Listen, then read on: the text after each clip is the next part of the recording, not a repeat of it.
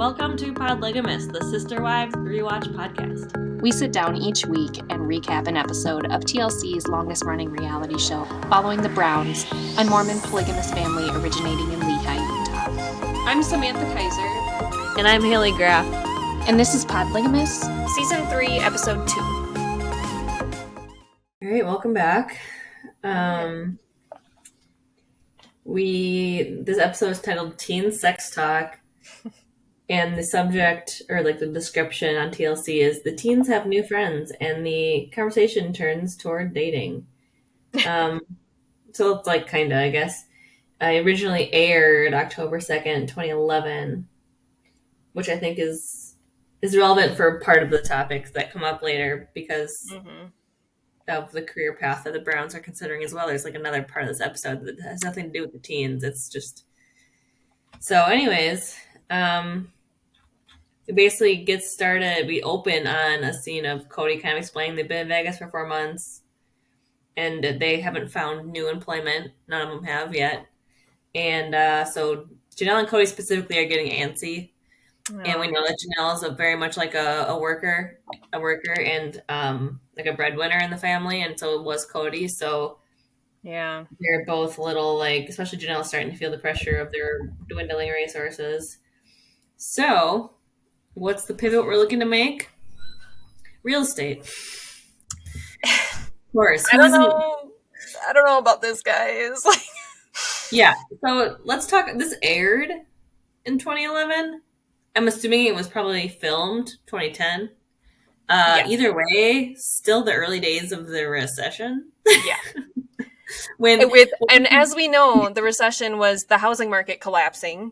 Yeah. So I mean, what are we doing? I mean, it makes the last industry you'd get involved in at this time. It really makes a lot of sense as to why there were so many of these large homes vacant for the Browns to pick from when they were shopping for a home, you know? It's like, oh, that's okay. This adds up. This looks just like that scene from The Big Short when they're going through all these big, stucco mansions with, gators in the pool because they were abandoned. So, anyways... He explains his logic a little bit later, I guess, but still, interesting choice that all three. So not only are Janelle and Kody looking into this as an option, but Christine's really excited about it as well. Yeah, she's very excited. Yeah, I think out of all three of them, she has definitely the personality to be a real estate agent. Oh yeah. But yeah, they're all gung ho. It was supposed to be all the whole family. Mona, Mona Riki, our family realtor. Was expecting all 5 of them to show up. She goes, no, Robyn and Mary. It's like, oh, we were all going to be real estate agents. You have enough work seriously for 5 other adults, Mona? Come on. That's optimistic. A little suspicious. She's like, oh yeah, but the market is stabilizing. I'm busy all day long. I could really use help. I'm like, okay, you say so. Yeah, I feel like maybe the business is selling to flippers who are looking to buy a cheap investment property and you know what I mean? So I guess she's really been trying to give Kody the sell that he should be a realtor as well. So I don't know. Seems like an interesting choice. This is where I have my note about the economy. Kody. Okay, and this is where Kody says we're in a down market and we're gonna ride it that wave all the way to the top. It's really optimistic. It's really optimistic, and he's got some years to go. If you're going to be in a down market, he's got at least 4 years before maybe that picks back up. Yeah, because I wouldn't say it started picking back up, honestly, until 2015, probably. That's when I graduated high school, and that's when I feel like I saw things changing. And I had been at that point years in the workforce and still making $8 an hour, so it was it was only just starting to get a little bit more at that time. So that's a while to wait yet, Kody. Yeah. I mean, no one knew, but But still, I mean, you could look at historically anytime we've had a boom and bust economy basically since the start of this country. So, I mean, you could look historically every time there's an economic downturn that it does take a while to climb back out of that hole. So, yeah, I don't know. We know that it's not something they stick to. So, yeah. Clearly, they didn't have immediate success, but no, they didn't. The show doesn't turn into like a family real estate. This isn't like selling Sunset of Vegas for polygamists. And the thing is, like, real estate is actually a lot more work than people realize. I think a lot of times people get into real estate thinking that, it's just showing houses and I'm just like making bank and making my own hours, and not working like the 9 to 5. And I have a friend who, she's a nurse, and she decided, she was like, I'm going to be a realtor. It's going to be great. And like, she worked so hard to try to like market herself against the dozens, hundreds of other realtors in the area. And it's so much work. Like, and so she sold one house and then was like, that's enough. Like, yeah, I think it looks really tempting. And also I think real estate agents also, it's a kind of a pyramid scheme in that they really like recruit people hard to join their teams. Yeah. And I think probably once you're I don't know, I've never looked into this personally, but like everyone right current day is trying to become a realtor, it seems like, or at least in the last year, it's been like a lot of people have become realtors. Right. And yeah, it just seems like, but then talking to our realtor that we've had for a while now, since we bought this house, almost 4 years ago, but she's saying that like, yeah, a lot of people will join in an economy like this where it's a seller's market, but they don't all stick around. Like it's it's a low threshold investment of your money entry. It's like a low bar to, there's a term for that, low. Well, like it costs, to get your realtor's license, it costs like between like $200 to $500 that you're out. Yeah. I mean, and then, 2 months of your time to get your license, maybe. It's not a huge like risk really. Like you're out some money and out some time, but like it's pretty easy to get your real estate license. Same with like insurance and stuff too. Like it's very easy to get those licenses, and people always think that they're just going to like have a get rich quick thing. And no. There's also a lot of fees to like keep your life. I don't know. This is not a real estate podcast, but it's not. And the point being, it seems really easy and fun, but it's a lot of work. And the thing that I'm a real like snob about is after hours work. I'm not going to be working my evenings and weekends, and that's a lot of what it is because you're accommodating people who work. So, anyways, that's my 2 cents on real estate. Point being, we're not going into real estate anytime soon. Yeah, don't worry. We'll be here. We'll be here. Won't be switching up careers. So for some reason, they think it's like a good training opportunities to show up at like the preparations for an open house and like just kind of mill around and see a house that's an open house and hang a banner. Set up some signs and banners and shit. Like, yeah, it kind of felt like take your kid to work day. Like it wasn't real work or really the meat of what you're doing as a real estate agent, but yeah, they showed up and tried to help. Here, Kody, go put that sign out on the sidewalk, okay? Yeah. Yeah, it's just good work. That sign looks great. Good job. Good placement. Walks 10 feet away and brings it. Yeah. And then there's the whole like spectacle of they're trying to hang this banner, for some reason forgot a ladder, so Christine's climbing on Kody's shoulders. And it's very like, it's too long of a scene. And it's just like, she's like, I'm falling. He's like, no, you're not. And that was kind of that. They did get the banner hung, thankfully. In case anyone was concerned, they got it done. They did.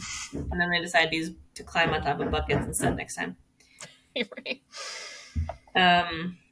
So then they say, so we learned what it takes to do an open house? And it's like, I don't know. I think you just kind of... I feel like the main part of the open house is actually doing the open house, but... With people, yeah. So maybe they did, and we just didn't see that. But it'd seem weird to have 3 extra adults just kind of standing around for an open house that are trying to like be helpful. Did you check out these crown moldings though? Yeah. Yeah. Just like one guy in the corner. Yeah. Meanwhile, back at home, the teens are going on a group date. And there's some discrepancy as to whether or not that is a date or not. Someone came up with the term group date. So like, because the teens later are like, it kind of feels like a group hang. Yeah, it is a lot of kids. Like when we actually see it, it doesn't look like an actual date. It looks like just a group of friends going out, but yeah. Whatever.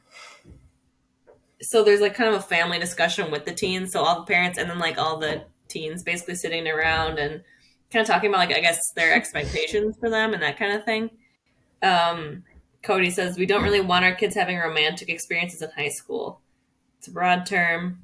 But then Maddie kind of pipes up, which was hilarious, and goes, Robyn always talks about all the guys she's been with. And then everyone is like, dated. She dated. Not been. Not been with. Well, because I'm sure in Maddie's mind that just means like hung out with, but they're like, nope, cameras. That's not what it sounds connotations.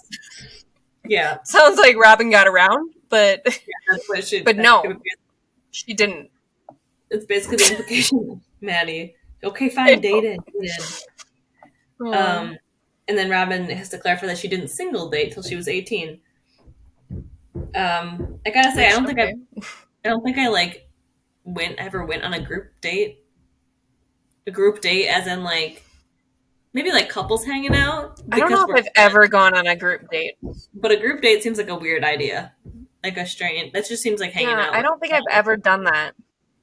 I don't think so either. I've hung out like another couple, right? But that's not really like a group date. I wouldn't call it. Yeah. Like I think maybe in this like community it's more of a thing. Sorry. So Al, just some behind the scenes happening here. Al is hanging gutters outside the window right now. So if you hear any fun sound effects of like pounding in the background, that is Al replaced. We had a big storm this past week and the gutters kind of ripped off. So hear that? Well, that's just Al contributing to the podcast. So just a little ambient. It'll be fast. He's kind of just replacing nails as far as I understand it. So anyway. That sucks though that you had to do that.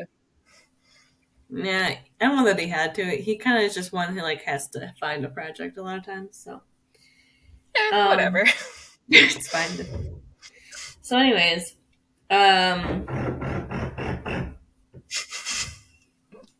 he's directly outside the window right now, so it's like extra loud.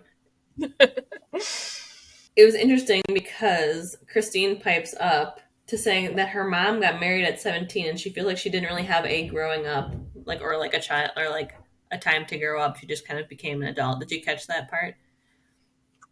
Yeah. And then did you catch Leo's face right after? No. It was kind of like horrified. No, I didn't see that. Actually, that's funny. It was like very, very kind of shocked at the young age. That's like incredibly young and disturbing, but it's. I mean, my dad, his first marriage was when he was 17. Really? Mm-hmm. Clearly didn't work out, but because you were 17. And would that have been what, like in the 80s? Do you know when? 70s? Born 55. 70s? Early 70s, yeah. Wow. Yeah. Not a great call. That's some food for thought. So I mean, that's a choice. I wouldn't have made it, but it's a choice that some people make. It's interesting that it gives Christine the perspective that they want to keep the kids from making that kind of decision. Whereas in a lot of those like more conservative religions, like marry them young and not like consensually, like they want they really encourage marriage young, and they still do get married quite young. Like I think Maddie was maybe 22, 21 when she got married. Yeah.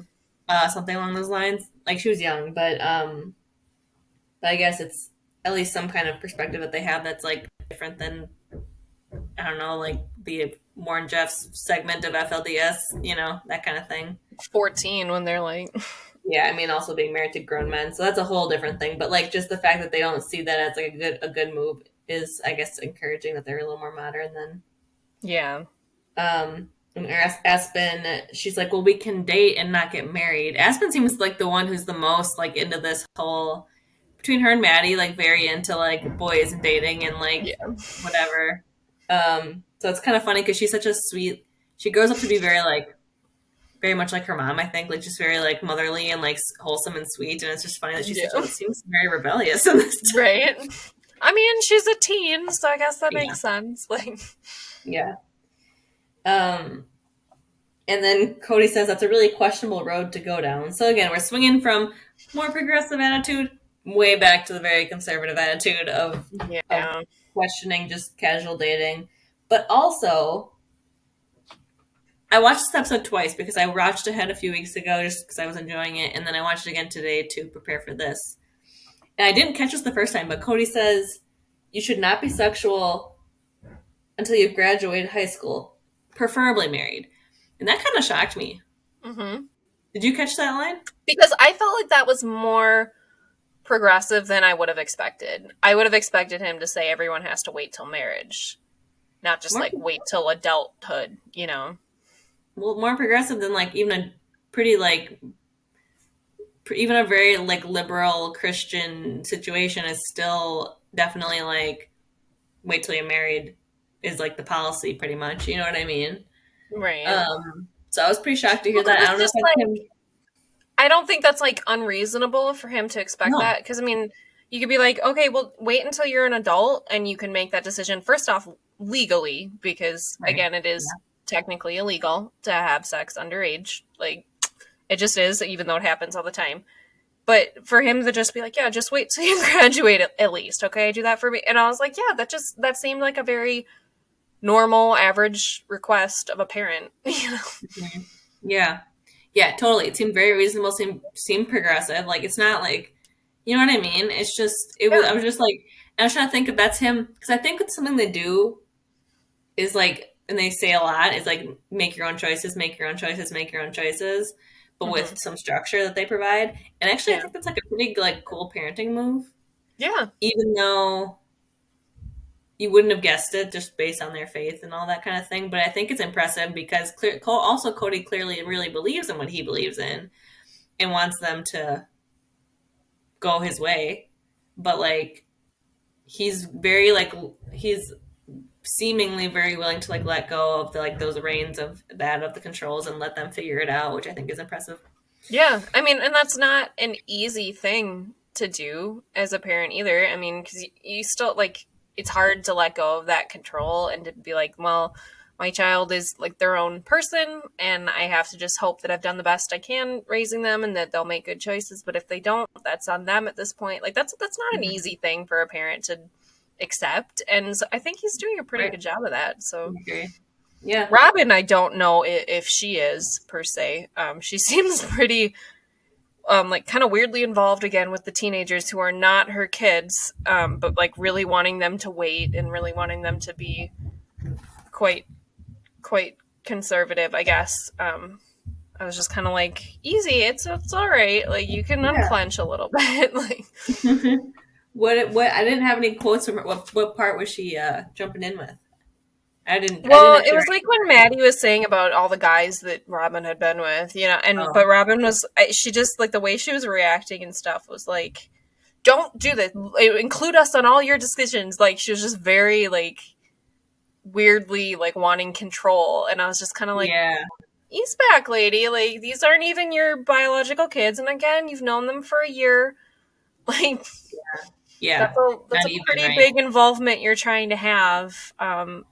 It's almost like the overzealous parent who doesn't have teens yet and has like different expectations of how they will handle teens when they haven't actually had them yet. You know what I mean? Yeah. And kids and people are like those kids. And there's like, you'll have friends who have like, oh, I would never do this with my kids. And it's like, yeah, you don't have any kids. So like, I don't know why you seem to know everything about kids or about how exactly. You like, what's this opinion? Like, yeah, right. Just that kind of stuff where it's like, she thinks she's doing the right parenting move for something that she hasn't experienced quite yet because her oldest, I guess Dayton's probably like 10, 11. Yeah. He's not thinking about dating or anything yet. Like she doesn't have any of this worry with her own kids. Right. I just feel like she's kind of just a little, again, just like a little more involved. And then it seems like she cares more than like the biological moms of the teens. Yeah, like the wise move would maybe to be just kind of to observe and like learn from parents of teens instead of trying to act as if like this is your, And I part of that, I just wonder, like, because Robyn's very pretty and probably had a lot of attention from boys and men. And I just wonder if she's like very protective then of the girls being like, you know, maybe she had men like hitting on her. And that's something that like, unfortunately, most women kind of deal with at some point of unwanted attention from men. And I just feel like maybe she's thinking of her own experience there and trying to like shield them a little bit. I had that impression too. I had the impression that she made decisions that she wasn't proud of, and so she was kind of like overcompensating for it a little bit. Yeah.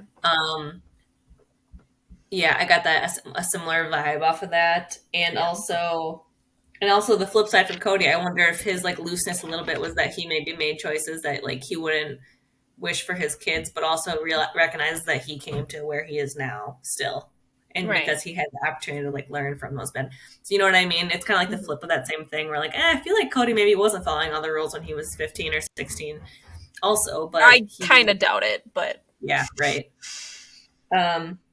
So basically, he also says, "I'm not putting the prohibition on physical touch, but they take kissing and like just whatever very seriously." And then there's a teen confessional that comes up that was really interesting in hindsight. I feel like yes, where basically, so Leo,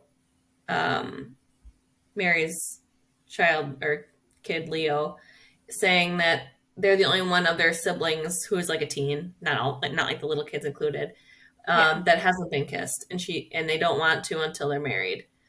And the other kind of girls are just kind of like smirking, like Maddie and Aspen. Aspen and Logan are like, like yeah, like they've like kissed boys already and whatever, and they're just because they are just more rebellious kids in general, and they're kind of little punks like that. But Leo's very like, I'm not doing that till I'm married. I don't believe in that, blah blah blah. And it's just kind of like it could mean anything. Kids are weird, but like it just feels so interesting that like the path that they follow. Eventually, it's like maybe there's more at play there than. I have to think there might have been, and some of that though too is not even just that we know Leo ends up being gay or attracted to women. Mm-hmm. But just knowing that, so spoiler, I guess, if anyone's listening that cares. I think it's irrelevant to the fact that, again, with the use of their name and everything. The use of Leo is already a spoiler. You probably have to like reference the fact that they're, have changed. They've changed. But I think maybe it's just that like they haven't met someone they want to kiss yet, And so it's a lot easier to be like, I'm not interested in it when you haven't met someone that you're really into, So like, of course you're going to be like, doesn't matter to me. Like, I don't care, Like a late bloomer even. There's a lot of things. Like, some kids just don't come online like that for a while. Like, everyone's wrong with that. I mean, everyone does things in their own time, For sure. It's just because of it's a coincidence if that's the case. It's just like part of this is so interesting and like kind of fun to watch. I have the question, like, is that because like they were in the closet and just wanting to like suppress those feelings, or is it literally just like, well, you haven't met a boy and won't meet a boy that you want to kiss, as it turns out, but just like thinking that maybe you will meet a boy that you like and you haven't yet? Or is it trying to push down those feelings of being attracted to someone of the same sex? Yeah, I doubt those dots were connected yet for them. I don't know. I mean, because you don't know how like much they're thinking of like. True. The average teen, I would say, is probably thinking more of those things, but given how like kind of sheltered they are with the thoughts of dating, like maybe it's just something, because like even Logan says when people ask like, are you thinking you want to be polygamous and stuff in your marriage, and he's like, I'm not even thinking about marriage at this point, I'm thinking about going to college, so it's maybe just not something that's come up yet, like. Yeah, no, totally. It could be anything. It's not. It's not for sure a sign that that they actually weren't attracted to men and blah blah blah. You know what I mean? It's not. It's not. Like, don't know. It's just the coincidences. You just wonder. Well, that's what we're doing. We're watching back, and there's new things that come to light. Like I wouldn't have thought twice about that statement the first time I watched this. I'd be like, yeah, they're just. I wouldn't have either. I'd be like, they're what, 14. I'm like, maybe they're just not feeling ready to date yet. That's that's normal enough, whatever. Totally. But also it is funny, Logan's statement, because this comes up later, I guess, but we can kind of cover it since we're here. When the kids are out on their like group date, the other kids who are not part of the Brown family that they're hanging out with are like, oh, have you thought about being polygamous? And they're all pretty much like, no. Logan says that he doesn't really know. He just wants to graduate high school and go to college. And it's funny because that's what he did. He has been with his girlfriend Michelle now forever, not married.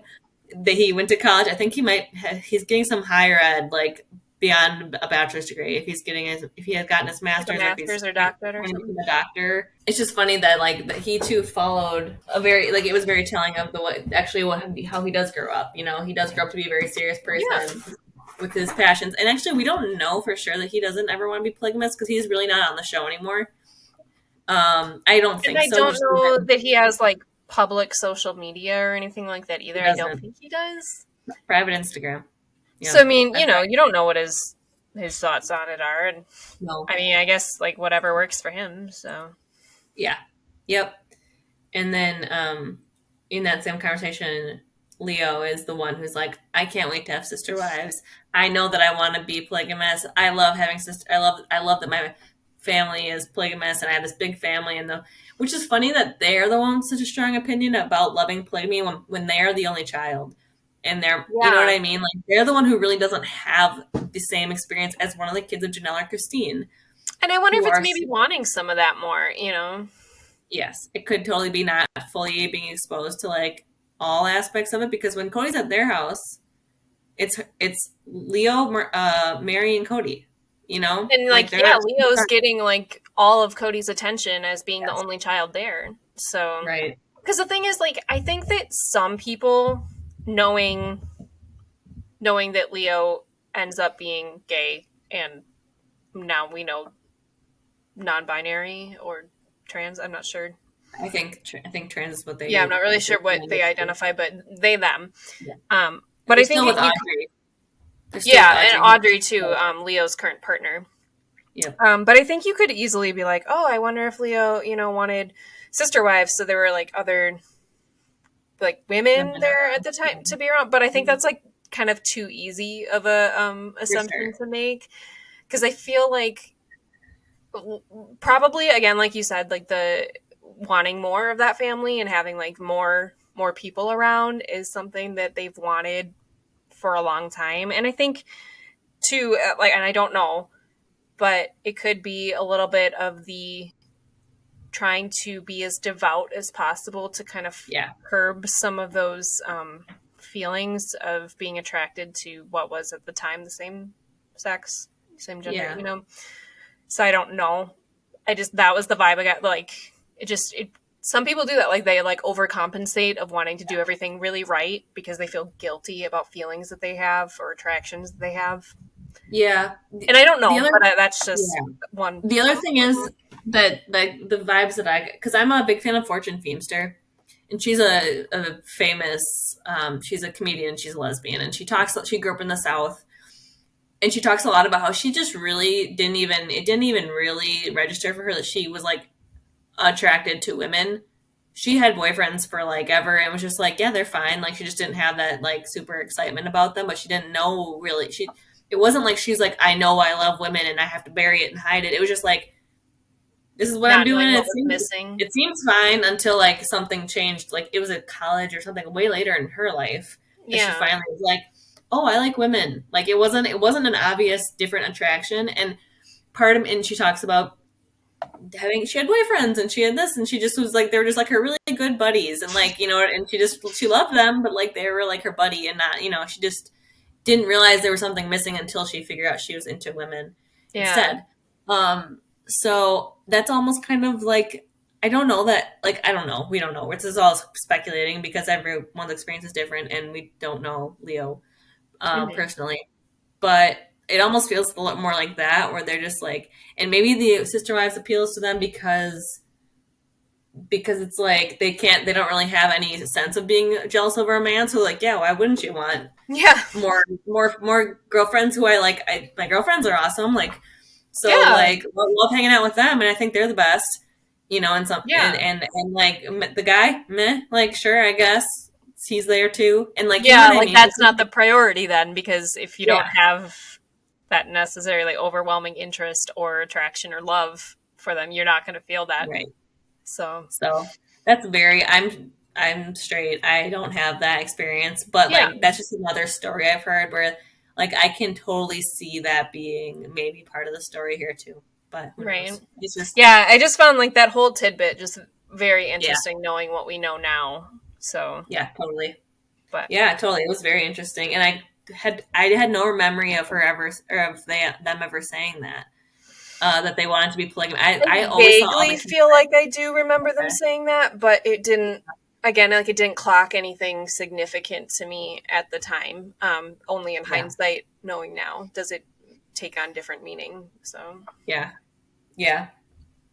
So, anyways, I think that's all I had about that, because this is during the parents are, I think, talking about the part we kind of skipped over about. Well, it doesn't have to be chronological, I guess. Is that Kody's talking about how all the kids that they're hanging out with are monogamous and not FLDS. He doesn't say what their like faith is, but it's not theirs, basically. Yeah. And then he says, but if you choose your faith and you're never challenged, you're not going to have as strong of beliefs. And I thought that was a super another pretty wise, like, and very like non-helicopter parenty, very like hands off, let them grow and have challenges and see where that takes them. Perspective that I like really appreciated from him. Yeah, I mean, that's the thing, and that's another reason I think why we like The Family, is because before you watch it and if you hear about, the sister wives, it seems like it's going to be really patriarchal and really closed off and not accepting and stuff, and the Browns are not like that. Like, they are more open than your average FLDS family, I think. And like, they are more relatable in that way than you realize before you actually start watching them. So like, for Kody to be like, we teach them our values and stuff, and then they go out in the world and they make their own way. Like, and that's just such a like open, like, progressive parenting idea, and I just I very much respect them for it. Yeah, I mean, I think about how, like, I can't even say that my own parents are this relaxed in that way. Where they, like, my dad's super political in a way that I am not. And growing up, that was sort of what you would call his religion. He was not like, we grew up Christian, but that wasn't like something he was passionate about, that he really wanted to impress upon us. It was just something we did. That, for him, his like big, if we want to like give him a religion, it's the Republican Party. And his like grasp, and still to this day, has pushed for us to believe in that. I wish I could say all the things that he has said that are just like, wow, this is the most important thing to him is that we grow up to be Republicans. And he's pretty much said that, and pretty straightforward. And Kody here with his religious faith is more relaxed. And that just really, like, to me, that's like, interesting. I'm sure it's not easy for him, because I think Kody he has an ego. He believes what he's doing is the right thing, is the right way. But he's just modeling it in a way that's like, choose it or don't. But like, we're trying to show you that this is and years later, I don't think he still feels that way today, Kody. I think Kody of the past is more open and progressive than Kody of present day. Kody present day, that, and I don't know that he believes in what his lifestyle the way he did. I don't know that he does either. So. Right. So that's what I mean. It's like, he's like, we're gonna model this, and you're gonna see that it's great, and you'll find. He seems like, I'm content that you'll find your way back to this, because he felt so like it's, and again, I'm gonna compare them a little bit to the Amish, and this is not like saying, but like, the thing with the Amish though is that they do have they have like a year or whatever where they're allowed to go out and experience different ways of life. And so, I mean, then they just assume, that they'll come back to the Amish community. But they do have the choice to leave if they want to. So I feel like his mentality is a little bit like that. Like, yeah, go, see what the world's about. But you'll see when, like, this is actually great. You'll come back home, so to speak, Yeah, definitely. The Rumspringa, kind of. Just that. Like, yeah, is that what it's called? I couldn't think of the name of it. Rumspringa. Yeah. Rumspringa. Yeah, kind of. I mean, it's just I think it's wise. I do. I mean, again, this is a much more optimistic and bright-eyed Kody than when we see it current day.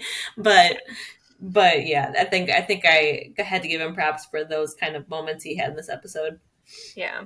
Oh, one thing I thought was really interesting was that Robyn said how she personally would really love to see Maddie Leo and Aspen have sister wives.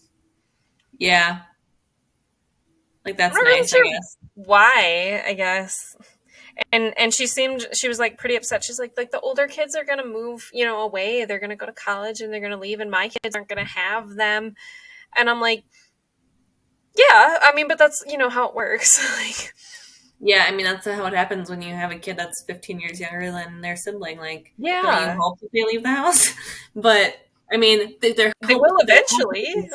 They hope that they stay in Vegas in the area.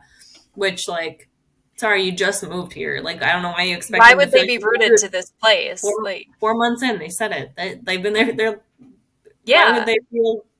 Aspen actually does. She says she loves Vegas, which is interesting to me. yeah. Their other ones like, nope, we're out of here ASAP. I don't care, Maddie, of course, being very dramatic and emotional. I don't care how broke I am or how hard it is. I'm going to Utah and I'm going to go to college in Utah and blah blah blah. And like she's like so convicted. I don't remember. Yeah. I don't actually remember where she goes to college. I don't know that it's Utah though, or any of them. I feel like a few of them go to UNLV, which is yeah, Vegas. I think so in Vegas. So. Doesn't that like ring a bell for like discussion? But I'm pretty sure they do. I mean, we'll see eventually, but I think they do. I mean, as we know, they all like get pretty comfortable in Vegas for the most part. But and the funny thing is, Aspen does go back to Utah. That's where her and her husband live. Which is odd because not how much she loved Vegas, but yeah, because she loved Vegas 4 months in so much. Right. But yeah, that's a whole like discussion, and actually, it's funny that Robyn specifically wishes that Logan wouldn't leave because she wants Logan to be like a role model for Dayton. It was so specific. I'm like, there's a lot of other boys in the family that Dayton can like look up to, like Hunter. He gets out of his funk and he's a great kid and like he's in the military. Hunter he's as like an adult is great, also like, a great guy. Yeah, he does. Yeah, it doesn't have to be Logan. Logan's already been a role model for like 14 other kids. I think I know. Give Logan a break. Let him go live his life. Yeah. He doesn't need to be the parent to all these kids as a teen. Okay. Yeah. But anyways, it's good to see that the kids really have not struggled socially. They talk about how they were nervous and like they really had no problems making friends and everything like that. So that's cool. And clearly they have this humongous group of kids that they're hanging out with. They seem like they've made a ton of friends. I mean, great. Yeah. And the kids, honestly, like, a lot of them are asking questions and stuff about what it's like to be in a polygamous family and stuff, which some of that could be a little bit prompted by producers to, have conversation. Yeah. But I feel like they probably at least have asked this of them anyways, even off camera. But they aren't asking in like a disrespectful way or judgy way. They honestly just seem curious, Yeah. And like Maddie, I think specifically talks about how she appreciates that they ask instead of like assuming things or make assumptions. I think that's cool and like impressive for kids of this age. Yeah, to like handle it with that kind of respect too. Yeah. I don't know. The date's pretty like basic. They go on a very awkward like ice skating excursion. They have an ice rink in Vegas. I guess. I mean, it's indoor. I don't know. I think Maddie is. So I'm trying to like figure out like part of this must be a date, and it's just kind of like covert, right? Like Maddie's for sure on a date with this kid who like she was that one kid that she kept talking to more with the hat. Yeah. And then his name was like Xavier or something very like early 2000s trendy like that, right? And probably a skater. And I think the hat and the haircut, the Bieber haircut. And I think Aspen maybe also was on a date. That's kind of what I was like gathering just from like reading the room a little bit. Yeah. Because she's very like flirtatious and they talk about that because they're talking about their dating experience thus far with these other kids. Like, oh, you're allowed to date. Like, oh, we call it courting. It's like more supervised and blah blah blah. And then Aspen's like, yeah, but they also let us date if they don't know about it. And then it was just very like shifty-eyed, like smile, and I'm like, Aspen, who knew you were this? You were sneaking around with a boy. So I don't know. I just thought that was cute. I guess it was very like awkward, cringy, lots of like B-roll footage of like I could never watch this if I was them later. Yeah. Do we kind of transition back to Robyn and Kody, or would you have anything else? I think so. Okay. Takes a hard turn this episode. Yeah. Basically, I don't know. Where do you have it picking up? So they're at Robyn and Kody's house, and Robyn's saying how she wants to go see a midwife. She's been spotting for the last couple days, and they're just pretty worried then about her potentially miscarrying. And Robyn is about 10 weeks along, so I mean, she's right at the time when you are at a higher risk probably of miscarrying. So they're going to go to a midwife that she hasn't been to yet, but they just, I guess, found one in Vegas for her to go have an appointment and check things out. Yeah, it's just like a little clinic that they kind of roll up to. And I thought, both times I watched this, I was like, what a weird thing to say. They pull up in their convertible to this clinic, and she goes, "This must be it." And it's like, what? I wrote that down too. I was like, "Oh, nicely deduced, Robyn." It's like a strip mall they pull up to. She must be mic'd because it was very like clearly, and like the camera's obviously standing out front filming her, filming them drive it. Yeah. Oh, this must be it. Well, how did you know? Like, yeah, it was just like good guess. Yeah, you had to say something, so like they're like, just say something. I don't know. This must be it. Yep, it is. And I didn't catch the name on this one, but I did on the next episode. It's called Baby's First Day Midwife. Huh. Which okay. Right. I saw the word baby in the like baby's banner. First day. I don't really get it, I guess. But okay. I don't get it either. It sounds like a bad translation from like China. You know what I mean? It's like maybe like. Well, then I keep thinking like baby's day out or something like that. Oh yeah. And it just seems weird to me, but okay. Yeah, it is weird. Seems like a nice lady. Yeah, her midwife seemed really nice. We get to know her a little bit. I believe she delivers. Does she? I forget. I recognize her like curly little short haircut. I think so she's gonna stick around then. Okay. I think so. So basically, Kody kind of again explains that Christine has had 2 miscarriages. I didn't realize there had been 2. And Mary has had the 1, and that was her only other pregnancy other than Leo. So, gotta say, I think I told you this earlier, that ratio is pretty good. But also for as many kids as they have, yeah. The fact that would mean that Janelle's never had one. Yeah. And assuming Robyn never had either, you think she probably would have mentioned it. So yeah. I mean, Christine having 2 and 1 that was very scary. She had to go to the hospital and was bleeding very badly. So they're scared, given that past experience. I think that shook them up a little bit, or at least Cody's a little more shook up than he maybe would be. Yeah. And I mean, Robyn's obviously just scared too because she's never like had a pregnancy where she's like spotted or thought that she could be miscarrying before. So this is a new experience for her. So she's pretty worried too. So. Yeah, for sure. They're both very scared, and it's pretty hard to watch. And basically the episode ends where they're getting like the Doppler. It's like just like an audio kind of scan to try to find the heartbeat of Robyn's baby. And that's where the episode ends on that moment. So yeah, it's cliffhanger for sure. Which for us, because we're again doing a doubleheader recording this week because I'm going on vacation next week, but I was kind of glad of that though because I wouldn't have wanted to wait another whole week to watch the next episode. Even though like I kind of like obviously we know how it turns out from having watched it before, but I still was like I need to have a conclusion without this cliffhanger. It was good timing. Yeah, it was good timing for a double. Yeah. So I guess that's it for today. Did you have any other like kind of closing thoughts or remarks or? That was all my notes. Actually, I had a recommendation now that I'm thinking about it. Nice. I in trying to do some like recon on Peyton Brown because I would like to ask him to talk to us someday.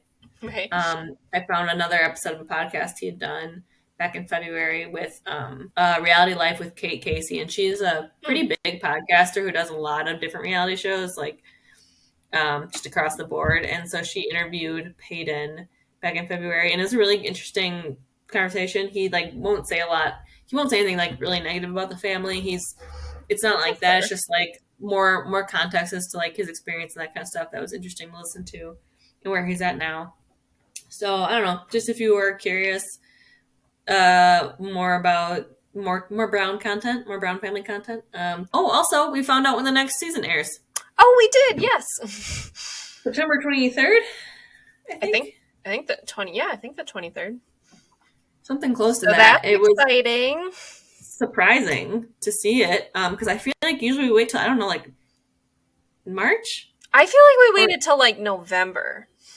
Oh, November. Okay. Yeah. I could be wrong, but I feel like we were watching it during like winter months. For sure, winter. Yeah. The last couple years. I wonder if they'll do like a 2-season. They've done it where we kind of get 2 seasons in a half a year, basically. Yeah. So like, I wonder if we'll get something like September to like January, and then like February to March or April. That'd be kind of cool. That'd be awesome. Yeah, there's a real dramatic little like teaser trailer where they have the Sister Wives logo with all the rings on the eye or whatever, and then the one drops off. So I'm guessing we're going to see a lot of Christine's life post marriage. See how that's going. I'm very interested to see how things are going. I'm dying to, so I can't wait. Just like a month and a half or so till it airs. Yeah, so that's sweet. Not long, not like 2 months-ish, I guess, but we'll call it a month and a half. I'm going to say a month and a half, so stick with that. Right. Yeah, exciting stuff. We'll have some fresh content come soon. Yeah. All right. Thanks. Bye-bye. Bye-bye.